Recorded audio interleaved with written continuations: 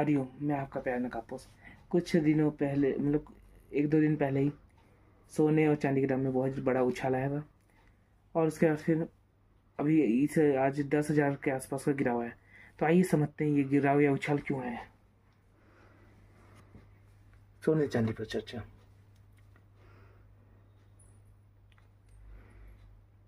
सोने चांदी का मुख्य कारण क्या है बढ़ने का निरंतर?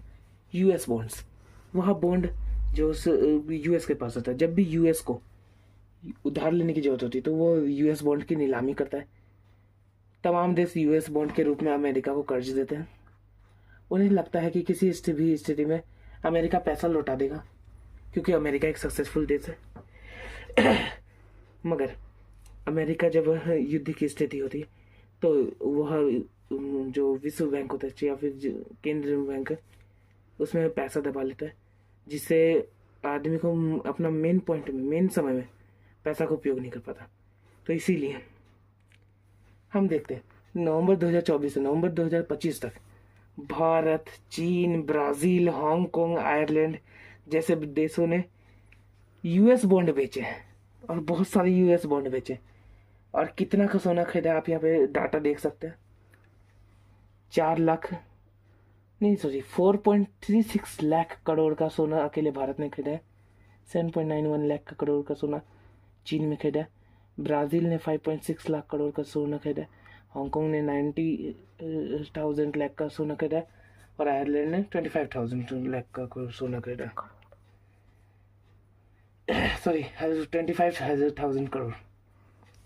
तो इसीलिए सोने के दाम में गिरावट आई। इसके और भी कई मुख्य कारण है, मतलब बढ़ाया हुआ था ये।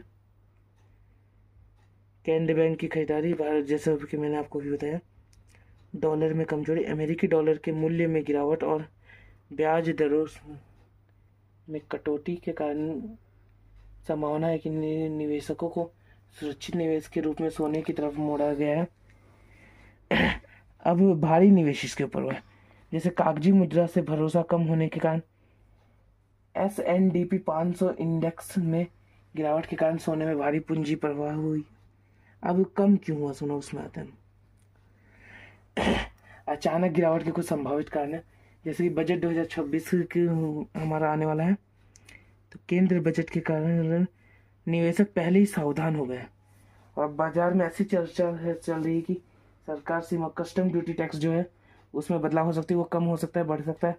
इसलिए भी सोने में गिरावट आई है।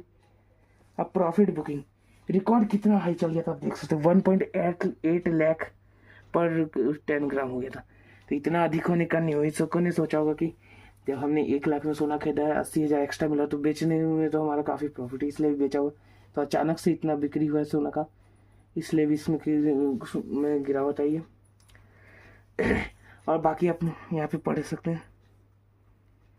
मांग में कमी, अत्यधिक ऊंची कीमतों के कारण ज्वेलरी की खुदरा मांग में गिरावट हुई है, जिससे भी इसका वो दाम कम हुआ है। और भी कई कारण हैं। अभी दाम बढ़ने के मैं एक और कारण के बारे में डिस्कस करना चाहता हूँ। दाम बढ़ने के एक और कारण के बारे में डिस्कस करना चाहता हूँ। अभी जस्ट लाइक कि मोबाइल का उपयोग जैसे जैसे जनसंख्या बढ़ती रही, मोबाइल का उपयोग भी बढ़ते जा रहा है। मोबाइल का उपयोग बढ़ रहा है तो उसमें जो हमारे प्रोसेसर लगे होते हैं उसमें गोल्ड वायर या सिल्वर वायर यूज होता है। तो हमें फ़ोन के का भी खपत बढ़ते जा रहा है, उपयोग बढ़ते जा रहा है, मांग बढ़ते जा रहा है। तो इसीलिए हम अधिक से अधिक फ़ोन बना रहे हैं, तो उसमें प्रोसेसर्स की भी खर्चा हो रहा है, जिससे गोल्ड का अधिक उपयोग हो रहा है।